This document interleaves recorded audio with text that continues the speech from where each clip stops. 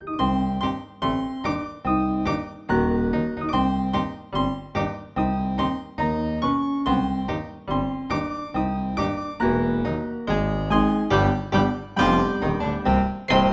to Finding Monster Right, the show about finding monsters, right? Right. That's Adam. That's Allie. I'm already thrown. And this is Finding Monster Right, the show about finding monsters, right? Right. I'm Allie. I'm Adam. And today we've been enchanted by itty bitty critters of the forest. Yes, we're punchy. We're punchy today. I've got some laptop difficulties presently, and so we are recording on via a Discord call, and that means I have access to a soundboard. I hope the sounds are coming through. I'm not going to have any other jokes for the rest of the episode, I feel. It's all just going to be this. It's okay. We've got a lot to explore about what's true and what isn't. Yes, we are back in the woods, and we are investigating some deepfake Feyfolk. Can you solve the case of the Cottingley Fairies? Yeah, this is an urban legend that came from one of our listeners, didn't it? Yes, yeah. Somebody in the Discord brought it up when I was talking with them. Yeah. And this is a really cool. It's almost like the first Photoshop hoax before there was Photoshop, obviously. Yeah, it came from the early days of photography. Mm-hmm. And I like how you said that like you weren't sure. I'm trying to pronounce it like how they pronounced it back then, but I don't know how they did that. So I'm giving it a shot, which is what they did with their old cameras. Yeah. So shortly like during and after World War One, the trench gas cleared. Mm-hmm. And it was a very traumatizing historical event, very famously, of course. Everyone said, "Let's not do this again." Like we can only handle one. Then why are you calling it World War One? Don't worry about it. We should call everything one. That's good. That happens. Like brave. If there's, It's like how everything everywhere at once one is out now, guys. Just kind of summoning better movies in that series. I love how the most positive historical event you can think of in the last several years is the release of Everything Everywhere All at Once. It's a good movie. It is. Yeah, well, I can't do that. I can't name my child one, because then that invites more. We'll just, yeah. I'll wait for the next one to be confirmed. Like, confirmed like Catholic or confirmed? We're getting off topic already. So yeah, I need you not like Catholic, for the record. Yes, okay. You're right. I need you to cast your mind back to the turn of the 19th century. World War I just ended, very traumatic historical event, and a kind of revival of the spiritualism that had happened in like the youths of a lot of people at that time. Now, Allie. Yes.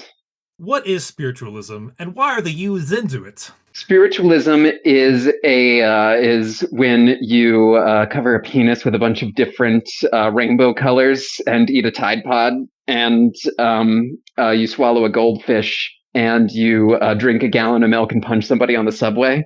It's a dangerous thing that's affecting our nation's youth, and by the nation I mean England. So which is funny. The youth back then were all like, spare a pence, fella. And fighting off anyone in the streets.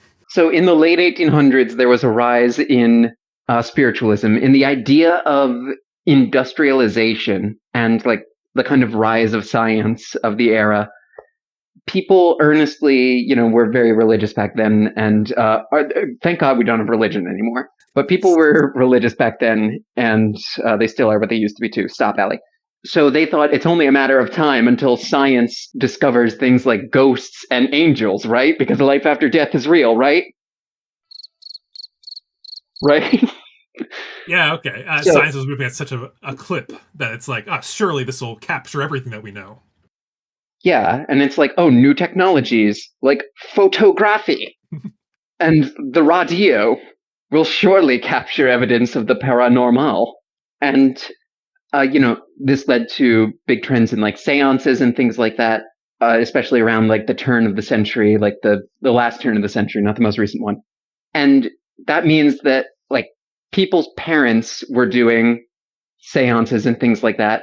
Answers. Then, yeah, then all of World War One happens, and it's like, you know what?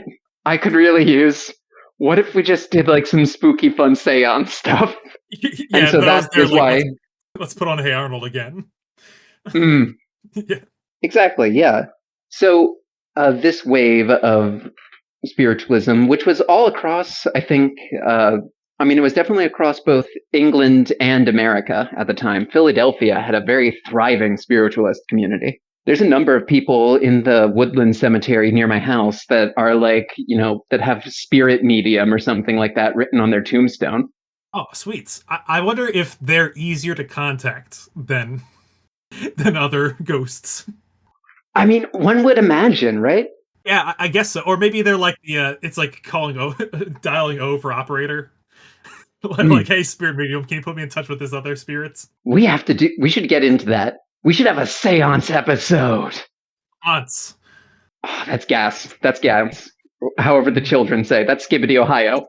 So, I think your so pretended uh, euphemisms of of the kids are way better than what they're actually saying. mm, yeah, yeah. Well, like, it's never been a meme before to just like list a bunch of slang words all in a row. Like, people will go like Skibbity got Riz in Ohio or something, and it's like back in our day we weren't saying like derp play epic troll or whatever. Where's that duck? Why, he's swimming in Cottingley Beck, in the village of Cottingley. Is where Robin Hood and his buddies hung out. No, I'm sorry, that duck can't talk, so it can't have anything to do with Robin Hood. I So, hope these sound effects are being picked up by a recorder, because if not, it's the most weaponized you've ever turned awkward silences. I feel like I'm getting jeered on stage. here, quick, say something funny. Okay. Oh no, it's happening again. Oh, They thank love you. you. The audience loves you. There we go. Okay. So, in this kind of world of spiritualism and photography, and people are doing all kinds of photographic tricks, like to create ectoplasm Mhm. and things like that. They're staging photographs of just like a pair of gloves that are kind of rigged to look like there's hands in them, and just putting that on a black background and going like nude vampire with gloves. They're doing bits. They're doing bits with Yeah, photography now. I'm a fan. I'd like to see like hey, look, it's all my ancestors. And it's just a crowd of people. It's like they're all ghosts. You could do that. Um, so fairies. That was odd. We've have we talked about them before, right? Right. We've talked about Fae before. I think I heard something weird on the call. But yeah, Fae. I think we've talked about Fae once or twice. And fairies are kind of a descendant of older folklore, like more pagan stuff that's been kind of subsumed into Christianity. By this point in the 1920s, we were long past like the Brothers Grimm and things like that. So fairies were like very much in their fairy tale incarnation. Like what Tinkerbell is riffing on is what is kind of the era of fairies that we're in. Yeah, yeah. Well past the whole like, oh well, the fairies are kind of like they're not like your grandpa's fairies. They're like fucked up, and one of them's a horse made of flesh or something. Like no, this was very much like normal fairies. The fairies that you think of, the tinks, or what's happening here. Well, that's not the worst word you could have picked for that. So good. a lot of like kids and stuff believed in fairies in the same way that like kids these days might believe in nothing because the internet has ruined us. In the same way that kids believed in Skibbity Toilet now, they believed in fairies back then. And It'd be like, yeah, your Bloody Marys and your Tooth Fairies. A fairy believed this day that we just talked about like less than 10 episodes ago. I mean, I remember. yeah, so two, believe it or not, cousins. Yes, yes, this is a cousins episode. All right, sound the alarms. Fuck, I switched to Wikipedia. Make them drum. Who's that Pokemon? Okay. Adam. That last one was also a sound effect, actually. I added that to the Discord a few months ago. Adam. It's a long pause. It's really stretching. It's really stretching the limits the Discord puts on it. Okay, so that's the cousin alarm. Mhm. So, 9-year-old Frances Griffiths, Mhm. And her, yes, okay, good. Sorry, I read this wrong. So, 9-year-old Frances Griffiths and her mother, both newly arrived in the UK from South Africa, were staying with Frances's aunt, Elsie Wright's mother, Polly, in the village of Cottingley in West Yorkshire. Elsie was then 16 years old, so a 9-year-old and her 16-year-old older cousin. That wording on the Wikipedia article threw me off briefly, thinking that maybe I was wrong the whole time. Yeah, I got the cousin alarm panic alarm, which is only one sound effect. So the two girls often played together beside the beck at the bottom of the garden, a beck being like one of 10,000 words per stream. Yeah, it's not a third girl in this story. Wow, yeah. So Frances and Elsie kind of made up a story to, the adults in the room that they went down to the beck so often and got their clothes so muddy and wet because they were seeing fairies down there. And Yeah. yeah. Well, we did this as well. Hanging out in the woods, playing Pokemon, having elaborate battles. Sometimes we would travel back in time to the Jurassic. That was fun. Yeah, this is all kid things. You get it. Of course, yeah. Hmm? Like I was always like down in the woods and I was like flipping over rocks looking for those little lungless plethodon salamanders. Oh yeah, those are fun to find. Yeah. When I was still living at my parents' house, I would look for them and just like not find any. Yeah, it's tough. Global warming and stuff, you get it. Anyway, before global warming, there were fairies. There were fairies. So Elsie's father, Arthur, was a keen amateur photographer. And Elsie had worked in a photography studio for a while. So Arthur kind of knew that, like, when she would borrow his camera and take pictures down at the beck and, like, come back with these pictures of fairies, because that's what they would do. Mm-hmm. They would trace out little, like, cardboard cutouts of fairies. They would copy drawings from like magazines of like women dancing and draw wings on them and then like hang them up in such a way where it looks like they're real fairies to someone who had like, like if that's the first picture you see, you're like, oh, so there's fairies? Yeah. If it's the first picture you've ever seen, then there's no, this is before Photoshop. This is before any kind of disbelief. This used to be the truth capturing machine. Mm-hmm. So around the age of 10, Frances sent a letter to Joanna Parvin from South Africa. And as part of this letter, she just kind of like threw in a quick reference like, oh yeah, there's fairies down at the beck, and I never saw them in Africa because it must be too hot for them there. Like, do you think that's true? That's they're like, the fairies go up, to your point, they're like the salamanders. They're only around in like just the right temperature conditions. What if the salamanders are fairies? You remember how in Pan's Labyrinth the bug turns into a fairy and stuff? Yeah, or the fairy turns into bugs? Yeah, salamander fairy. Although I'm thinking of a salamander now, and I'm like, what if that is why the fairies don't transform? They're like, it's a more accurate reflection of them. They're not the magazine fairies. They got a little more a shape to them. They're self conscious about their appearance. What if, like, the fairies are against the salamanders? This is some kind of war that's going on. Yeah, there's some kind of war that's going on, but like the most dangerous salamander of all gets injured at one point by one fairy with a crazy machine, and he goes up to try and kill the salamander and finds that he can't. And then he nurses the salamander back to health, and they learn that fairies and salamanders can work together in peace. And also, he loses a leg.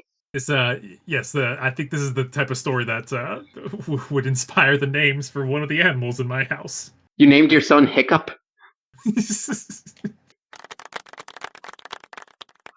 Ah, yes, yes. No laughing sound effect on the Discord soundboard. We just have to be performing for an audience. Yeah. So, the photographs became public in mid-1919 after Elsie's mother attended a meeting of the Theosophical Society in Bradford. Yes, in Bradford. Also known as Woolopolis, the capital of wool. Every location in England is just two names put together, two English names. Brad and Ferd. That or like Pickingham upon Thumbershire. Those are just family names then. Yeah. Same method. Cottingley. So Elsie's mother Polly showed the two fairy photographs taken by her daughter and niece to the speaker. As a result, the photographs were displayed at the Society's annual conference in Harrogate, held a few months later. Now, there's a Harrogate neighborhood in Philadelphia, Ooh. and yeah, it always strikes me as such like a welcome to Harrogate. It's like, it's not the gates of hell, but it's one of the ones like before it. I feel like if I go there, like it'll be nighttime immediately. All of the buildings will look like Victorian England. There'll be like a hunchback with a lantern who greets me. Welcome to Harrogate, go birds. Go birds, go, get out of here. Get out of here, damn crows. Thing about crows is you can never stamp enough of them out. And then, like, you know, we uncover like a vast conspiracy about like the Society of Crows in a very Sherlock Holmesian kind of way. We're getting our own Gravity Falls this season, folks. Yeah. So the photos were brought to the attention of a leading member of the Theosophical Society, Edward Gardner.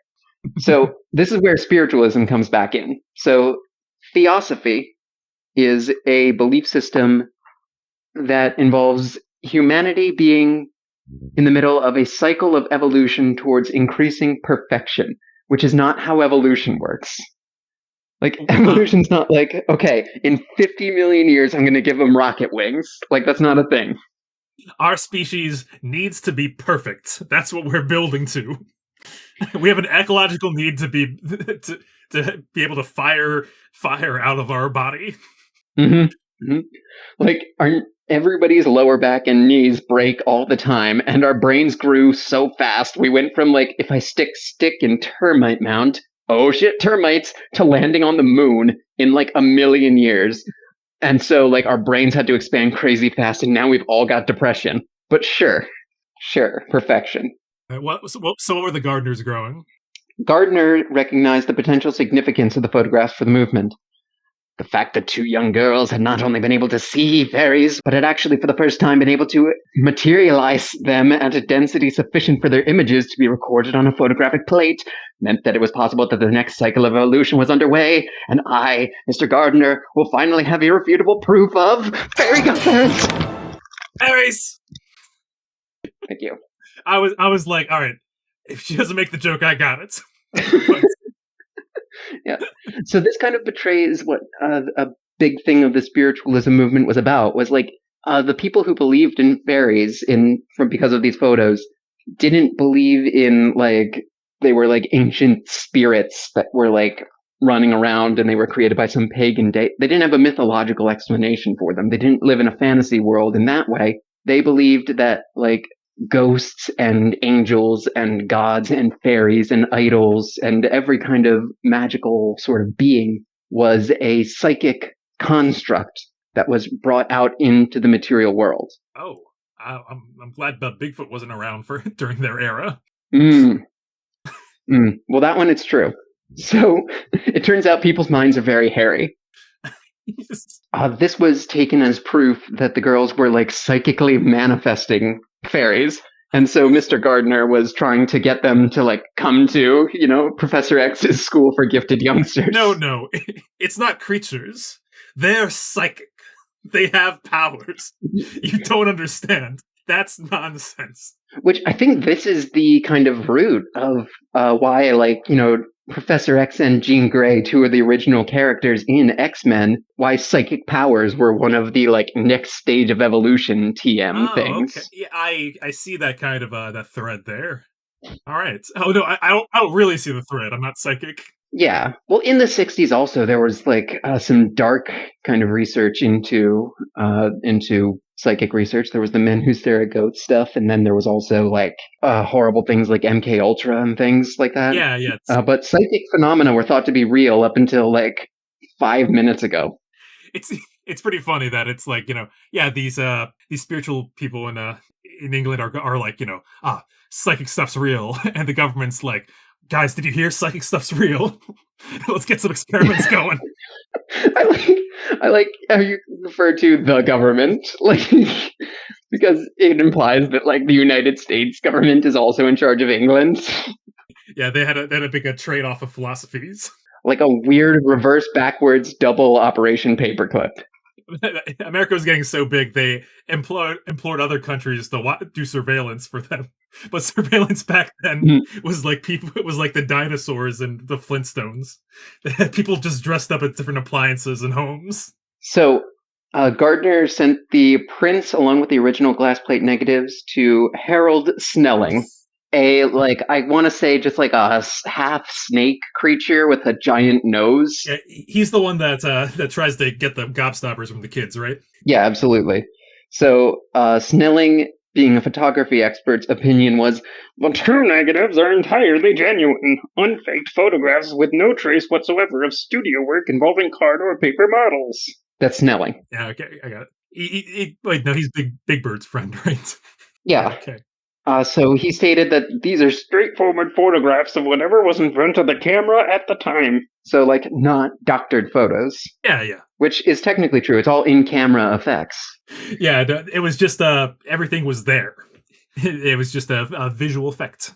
Yeah. It's like, whoa, check out these series of pictures. It looks like they can remove their thumb from their hands by moving it back and forth. So, it is at this point that prominent spiritualist and author of such works as The Lost World and Sherlock Holmes, Sir Arthur Conan Doyle, comes into the picture. Arthur Conan Doyle, the second Arthur of our tale, and the one that falls for hook, line, and sinker. Pretty much. So, which is really a great, funny thing, because this is the one who Sherlock's brain is the one that's kind of falling into this trap. The one that came up with all them tales. People don't know this, but Arthur Conan Doyle was kind of stupid. Or very credulous, let's say. Yeah. But like, it's like, Sherlock Holmes, a master of logic and reason. It's like, he really isn't. What's that famous quote of his that you really like, if you think about this for 5 seconds? Oh yeah. When you eliminate the impossible, whatever remains, however improbable, must be the truth.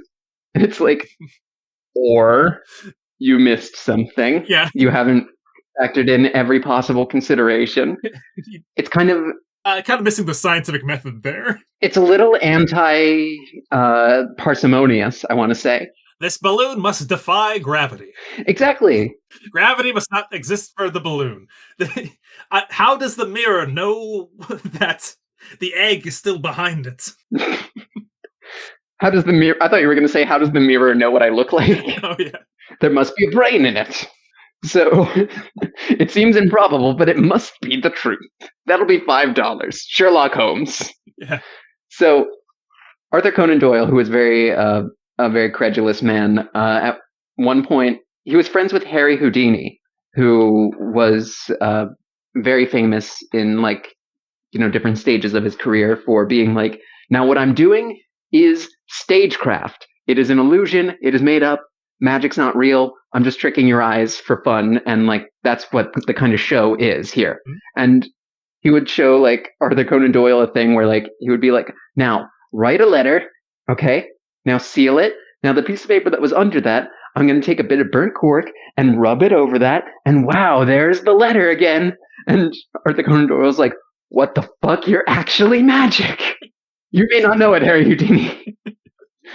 Harry Houdini, there's a school that you have to join here. I love the idea of some just regular magician gets drafted as an X-Men. That would work. That would work, I think. Yeah, it's like, oh, wait a second, you guys don't pay taxes? Yeah, sure. I can make rabbits appear. Mhm. So another thing was like Arthur Conan Doyle was like, no, I'll prove to you magic is real, Harry Houdini. My wife, who's a spirit medium, will run a seance and will contact your dead mother. And she came back with like the most generic, like dead mom ghost speech ever. Like, oh, my dearest boy. Oh no, my only regret is that he does not know that I've been with him all the while.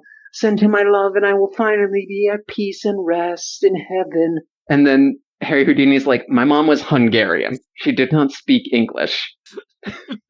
Which, I mean, the obvious comeback for that seems to be like, well, the magic of heaven makes it so that you can speak any language you want. Yes, I was speaking Hungarian there, but you understood it in your ear tongue.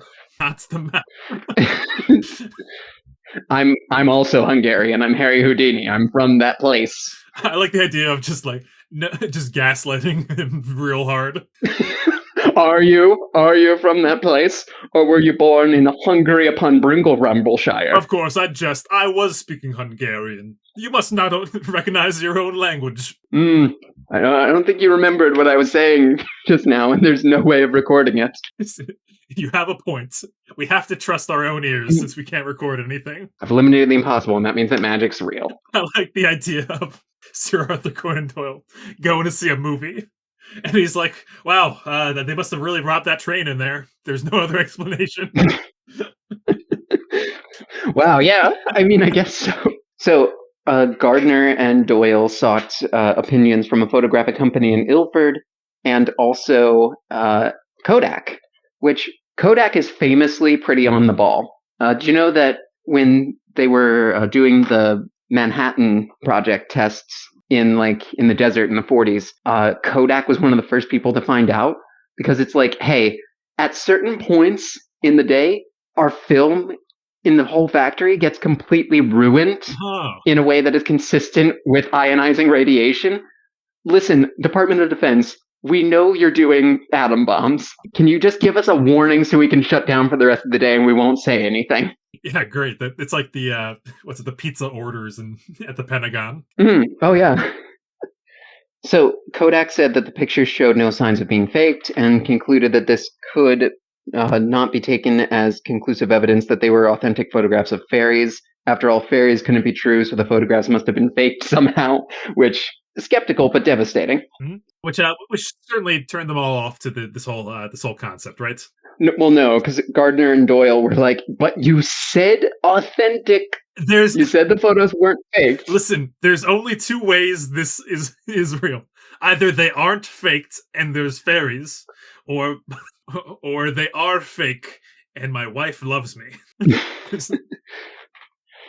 So the photographic company Ilford said unequivocally that there was some evidence of faking. So Gardner and Doyle, perhaps rather optimistically, as Wikipedia shades, interpreted the results of the three expert evaluations as 2 in favor of the photograph's authenticity and 1 against. It's just a two-party system of determining if fairies are real.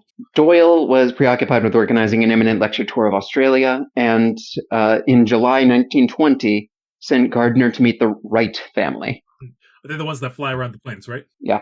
So Elsie Wright's father, Arthur, told Gardner that he and his wife had searched the Beck and the girls' bedrooms for evidence of scraps of cutouts and things like that and found nothing incriminating. Mhm. Gardner basically gave the girls a pair of like really nice cameras and was like, go out to the deck again and take some pictures on like a nice day. Don't worry about it. But like I want to see some more evidence. Let's see what you got. And they went out and they came back with like 3 new pictures. And it was like, oh my gosh, great. Wow, the fact that they were able to just go out and immediately get a bunch of new fairy pictures must mean that they're real. Yeah, right. It's like, if you tasked me with going out to my backyard right now and take a picture of the fox that's out there, I will likely not come back with fox pictures.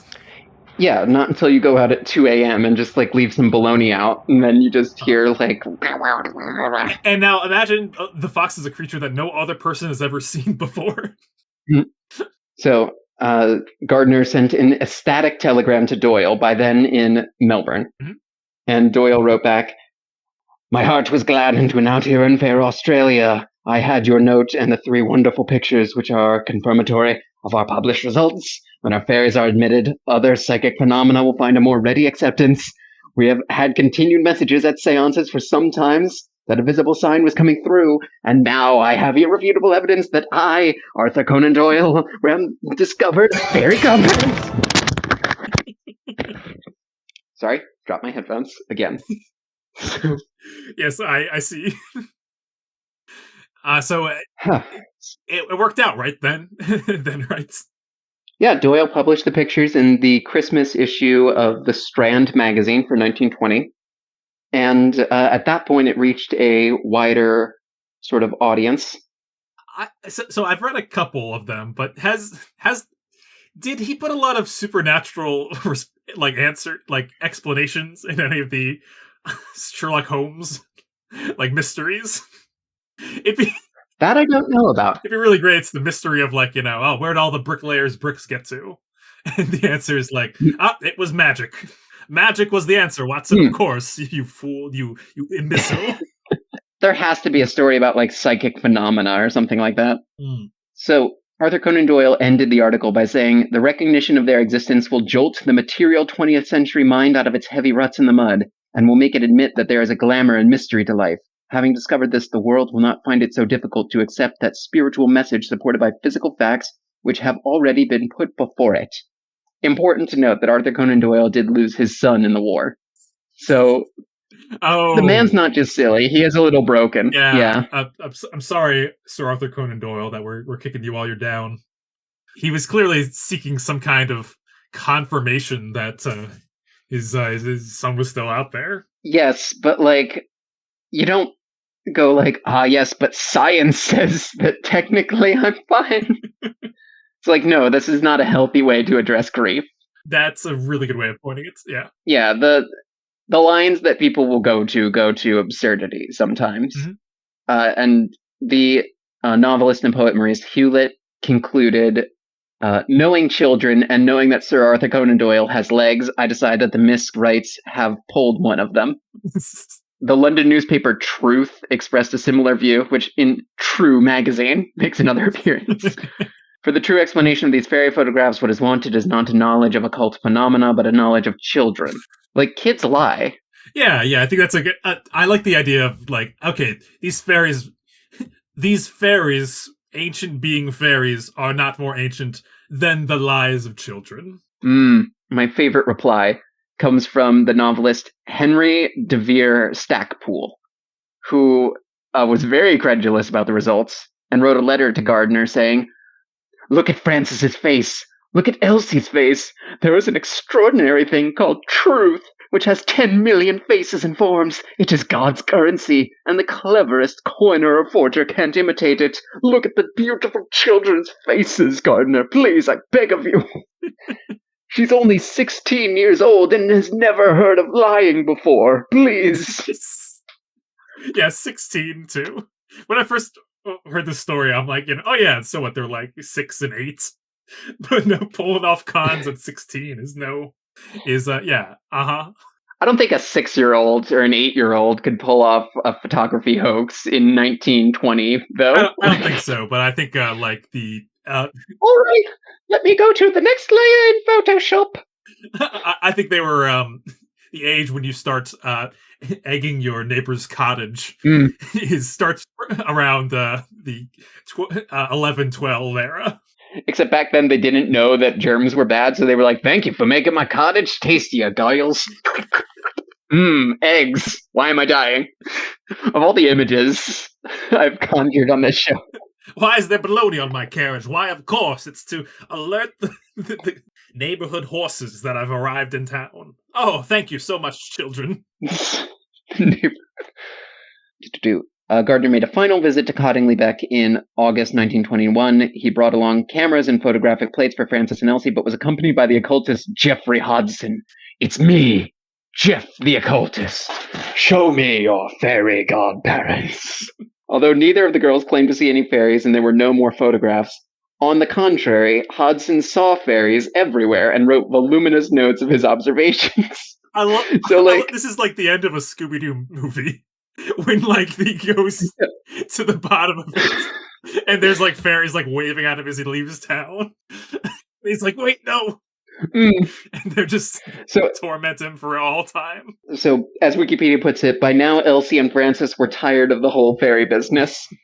Both Elsie and Francis later admitted that they played along with Hodgson out of mischief and that they considered him a fake, which devastating. About 20 years before being called a phony. Public interest kind of gradually faded away after 1921 because, of course, nothing in the news cycle. So, finally, this specter ceases to haunt them. Except in the 60s, a reporter from the Daily Express traced Elsie, who was by then back in England, down. Oh, yeah? That sentence doesn't really end. Elsie just said that the fairies were figments of her imagination, but left open the possibility that she believed that she had somehow managed to photograph her thoughts. Oh, I see. Yeah. Huh. So by the 70s, a kind of follower in the footsteps of Harry Houdini, the scientific skeptic and magician James the Amazing Randi, which James Randi, who just passed away recently, I've heard him on Monster Talk and things like that. Uh-huh. On like some of my other podcasts. He was great. He had the Committee for the Scientific Investigation of Claims of the Paranormal. He has that $1 million paranormal prize where anyone who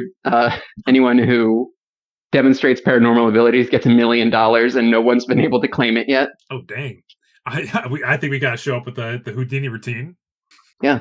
He's also the guy who helped, he proved Uri Geller was using fake spoons in his spoon bending routine. Oh. Which, Uri Geller, of course, famous for suing the Pokemon Company for giving Kadabra a bent spoon. Yeah.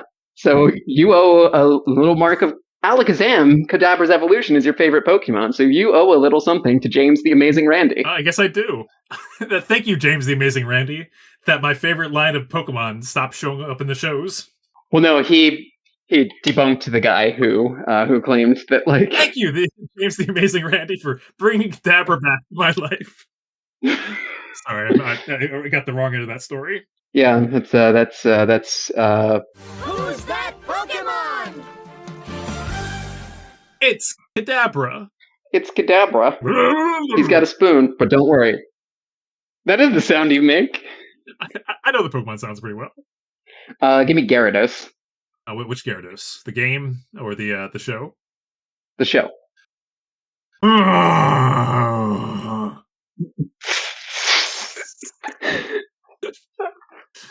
Okay. Vaporeon. The game or the show? The game. The show.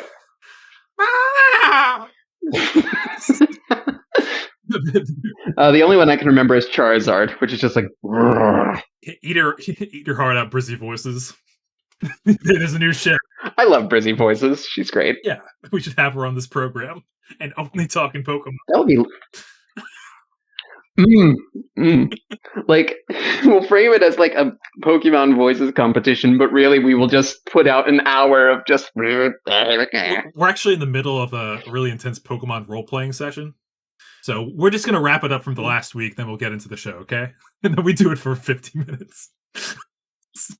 This is a great plan. And you know what? If if Francis and Elsie can pull off a scam for 60 years, then so can we. Because in 1983, the cousins admitted in an article published in the magazine The Unexplained, where they explained that the photographs had been faked, although both maintained that they had really seen fairies.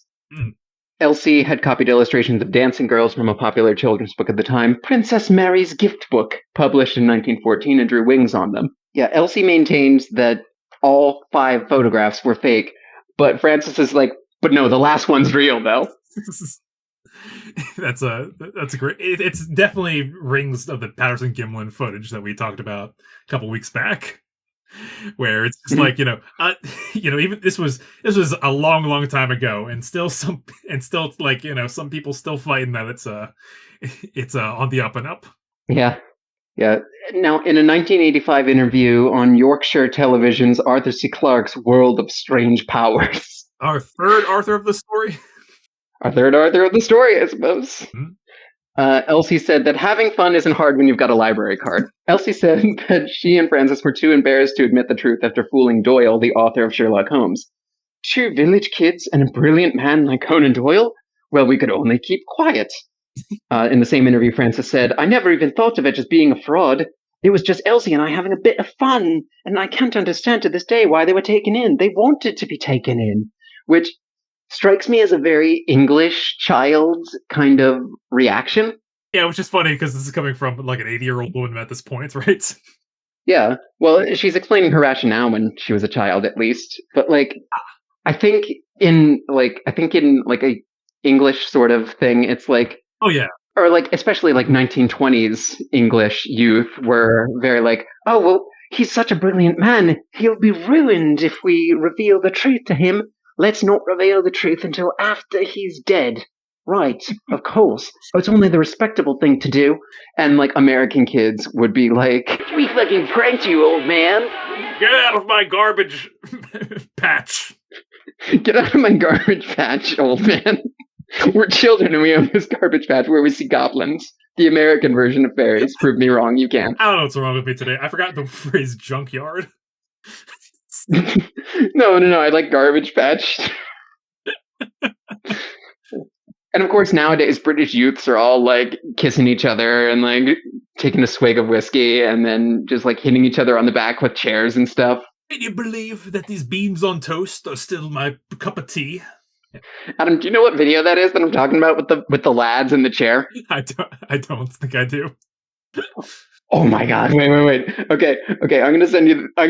We have to get a live reaction of what British youth culture is like these days. I'm gonna change your life more than it has been changed in the last 2 years by any event ever.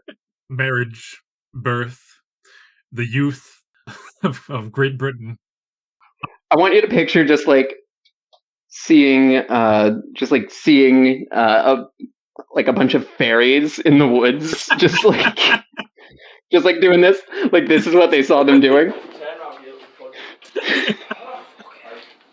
Kissing, taking a swig, sharing a cig. He's taking a swig of fairy wine. Now he's having a puff of a cigarette. That's normal here in 1920. I want to see this rotoscoped with fairies. So smacking the shit out of each other with the chair. Right? Okay. Ooh, that looked like it hurt, maybe, possibly. Why are they lining up for it? Because I think they think that it's all right, no, it's like this. Oh god, I hate the legs. I hate it when I like that this is maybe the one fairies were counting the other the tales of WWE that they saw. No, this is how it worked. Do you think fairies would like WWE? I think they would love WWE. They would love that because it's all theatrics, right? Mm-hmm. So I I feel like they would like the pageantry of that. Mm-hmm. They would think that the Undertaker is real, of course. A thing where it's that wrestling's not real, and it's well, yeah, one of them is a guy from hell or whatever. The fairies would be like, that's not an obstacle for me. The fairies disguising themselves always been a great image to me. Mhm. And like, the old photography when it's like, oh yeah, look at all these ghost orbs. It's just dust. I feel like fairies kind of work in that same way, how they can like, all right, I'm just going to what's it? Fairy light on. I'm an orb of light. Now I can blend in any urban environment now. Yeah. I mean, I feel like I have experience with that, but I can't understand why.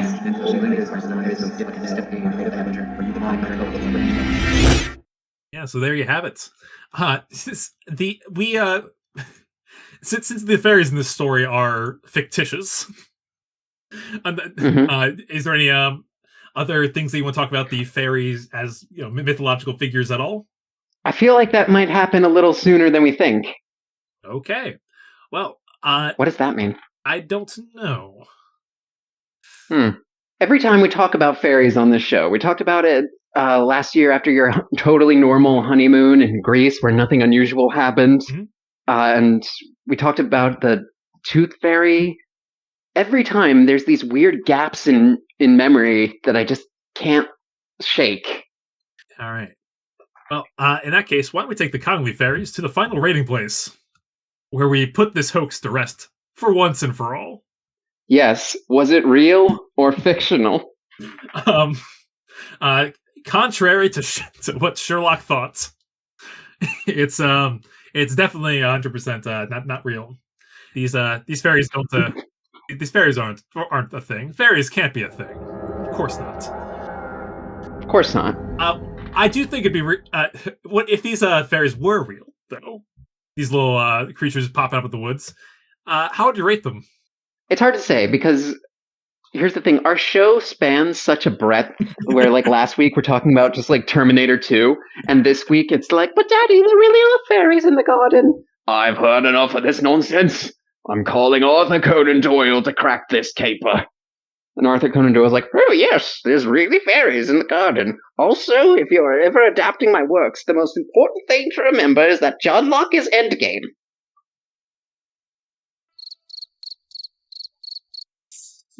Thank you. You also have a soundboard. Like, that's how Discord does. Oh, what? Yeah, I'm not the only one with a soundboard. Oh, man. I will get into this next go-round. So, yeah, I'm going to give the Cottingley fairies of Cottingley Beck. Well, why don't we ask the ducks of Cottingley Beck how many points I should give the fairies? Oh no! That's so many. That's so many more than I thought. You found the soundboard, it seems. I did, yes. Or perhaps fairies. Fairies influenced that choice. Okay, so however many quacks that was out of 10. Great. I thought it's a cute story. I really like its point in history. Mm-hmm. I love the first photo hoax. Absolutely, yeah. I also think it's fun that it drops in a time when like people couldn't fully deny fairies. Mm. Like if this shit was going on today, it's like no one would even like give it a first thought, let alone a second. This is back when it's like, oh yeah, like my daddy's dad definitely went on fairies adventures and told me all about it by the campfire. Uh-huh. Yeah. I don't know. People believe some crazy things these days. It's true. Like people believe that John F. Kennedy Jr. is going to come back from heaven and endorse Trump for president or something. You seen the couple that thinks they have psychic powers on TikTok as they like push around very light pieces of aluminum foil? Yeah, okay. I don't think this sort of belief ever really died away. I think it's still there, and I think people do believe in fairies. Well, as I like the idea of throwing back to spiritualism and the kind of fun imagination of our youths. So I'm going to give the story in these fairies a 5 out of 10. Mm. Something pretty to put on the shelf, but you might take it down when you're a little bit older. Yeah. At least, or you could get really popular on TikTok. That's what we need to do. We need to like fake deepfake Feyfolk. We need to fake fairy footage.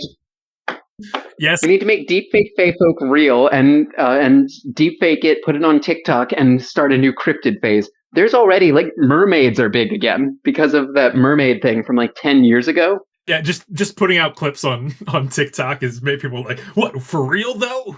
Again. Yeah, no, people believe in mermaids now, so fairies are not a stretch.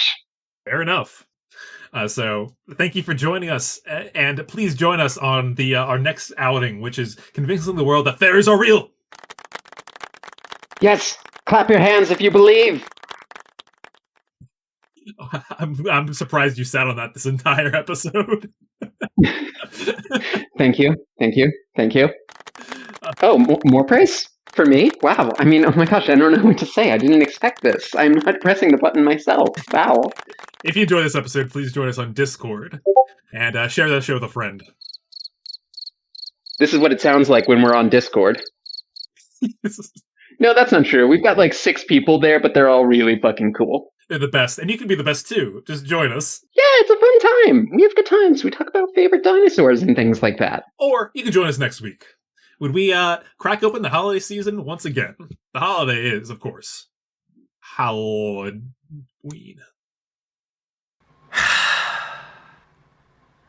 Adam. I appropriated it. Yep.